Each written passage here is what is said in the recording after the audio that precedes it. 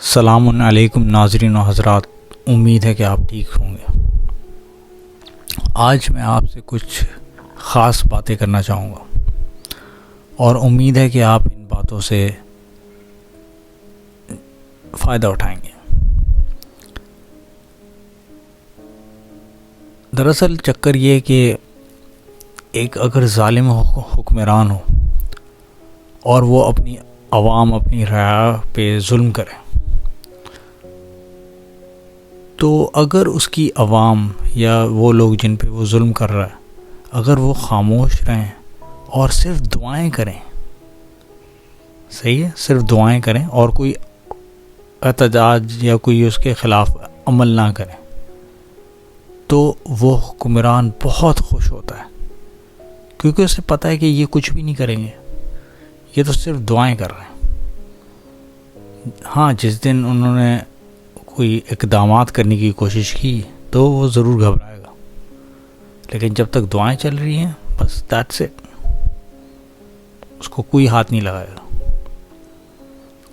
اب آپ دیکھیں، دنیا بھر میں تقریباً 2 بلین مسلمان موجود ہیں، اور چلو ان میں سے 1 بلین لگا لو نیک، پرہیزگار، عبادت گزار لوگ ہوں گے۔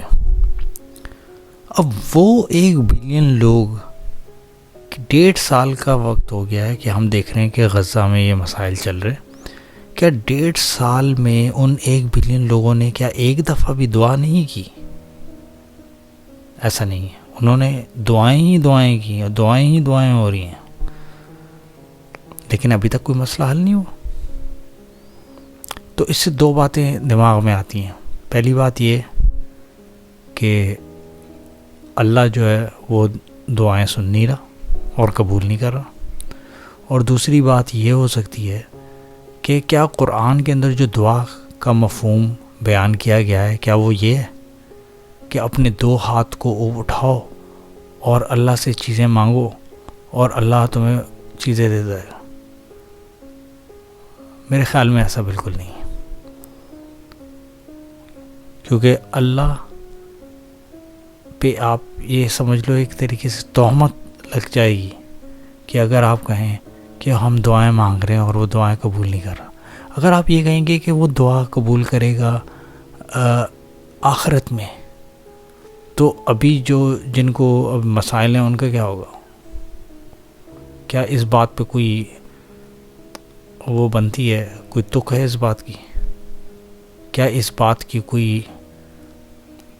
کوئی سوچ بنتی ہے اچھی کہ آپ سوچیں کہ آپ کا جو رب ہے، آپ اس سے مانگ رہے ہیں اور وہ آپ کو دے نہیں رہا؟ کیا وہ نہیں دیکھ رہا 1.5 سال میں کیا ہو رہا ہے؟ اسے سب معلوم۔ تو میں نے جہاں تک حساب لگایا ہے، یہ ہاتھ بلند کر کے دعائیں مانگنا یہ قرآنی عمل نہیں ہے، کیونکہ قرآن کے اندر اللہ سبحانہ تعالیٰ نے جو چیزیں بیان کی ہیں وہ ہوتی ہی ہوتی ہیں، چاہے آپ یقین کرو یا نہ کرو۔ لیکن آپ اس کو خود ٹیسٹ کر کے دیکھ سکتے ہیں کہ آپ محنت نہ کریں اور دعائیں مانگیں اور ایگزام میں بیٹھ جائیں، آپ یقیناً فیل ہو جائیں گے۔ ہاں، اگر آپ نے چیٹنگ کر لی وہ ایک الگ بات ہے، لیکن اگر آپ صحیح انصاف کے ساتھ بیٹھیں اور کوشش کریں کہ آپ اپنے ایگزام کو دیں، آپ نہیں پاس کر پائیں گے، ممکن ہی نہیں۔ مجھے بتائیں کہ بل گیٹس نے یا اسٹیو جابز نے کتنی دعائیں مانگی؟ اب مجھے نہیں پتا کہ ان کا مذہبی عقیدہ کیا چیز ہے، لیکن انہوں نے اگر دعائیں مانگی ہیں تو کتنی دعائیں مانگی ہیں؟ کیا انہوں نے اپنی محنت نہیں کی؟ کیا انہوں نے جو بھی چیزیں اچیو کی ہیں زندگی میں، کیا اس میں کوئی محنت موجود نہیں ہے؟ بالکل ایسا نہیں ہے۔ آپ ان کی ہسٹری، ان کی بایوگرافی دیکھ لیں، انہوں نے بے انتہا محنت کی۔ تو مسلمانوں کو بیوقوف بنایا گیا اور ان سے کہا گیا کہ بس تم دعائیں مانگو اور مسئلہ حل ہو جائے گا. اور یہ جو لفظ ہے نا صبر، قرآن کے اندر صبر و صلاح، صحیح ہے، جو صبر ہے وہ دراصل مسلمانوں کے خلاف ہتھیار کی طرح استعمال کیا جا رہا ہے کہ بس تم صبر کرو، بیٹھے رہو اور کچھ بھی نہیں کرو، ضرورت کیا ہے، صبر کرو سب صحیح ہو جائے گا. اب مجھے ایک بات بتائیں، آپ ایک کشتی میں جا رہے ہیں سمندر کے بیچ میں، اکیلے ہیں، کوئی بھی نہیں ہے. آپ کی کشتی میں اگر سوراخ ہو جاتا ہے، کیا آپ بیٹھ کے دعائیں مانگیں گے اور صبر کریں گے، یا آپ بالٹی اٹھا کے پانی نکالنا شروع کریں گے اور کوشش کریں گے کہ میں کسی طرح اس سوراخ کو بند کر لوں تاکہ میں کنارے پہ پہنچ جاؤں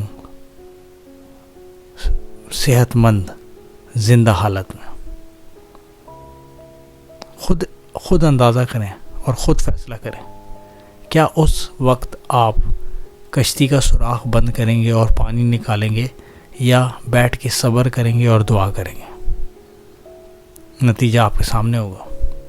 اگر آپ بیٹھ کے صبر کریں گے اور دعا کریں گے تو وہ آپ کی آخری دعائیں ہوں گی اور آخری دفعہ صبر بھی. لیکن اگر آپ اٹھ کر محنت کریں گے اور پانی نکالیں گے اپنی کشتی سے اور کوشش کریں گے کہ سوراخ کو میں بند کر لوں، تو یقیناً امید ہے کہ آپ بچ جائیں. تو اسی طرح دعا اور صبر، یہ دو چیزیں ایسی ہیں جن کو ہمارے خلاف ایک سازش کی طرح استعمال کیا گیا ہے. ہمیں غلط مفہوم سمجھا گیا اور ہمیں بس کہا گیا کہ بس بیٹھو، آرام سے بس بیٹھو، صبر کرو اور دعا کرو. صبر اور دعا تب بنتی ہے کہ جب آپ کے پاس کوئی چارہ نہیں بچا. یہاں تک میرا اندازہ ہے. انشاءاللہ آپ سے نیکسٹ ویڈیو میں کوئی اور ٹاپک سے بات کروں گا. اگر آپ کو کوئی بات کہنی ہے یا کوئی سوال پوچھنا ہے تو کامنٹس میں ضرور یاد کیجیے گا. السلام علیکم.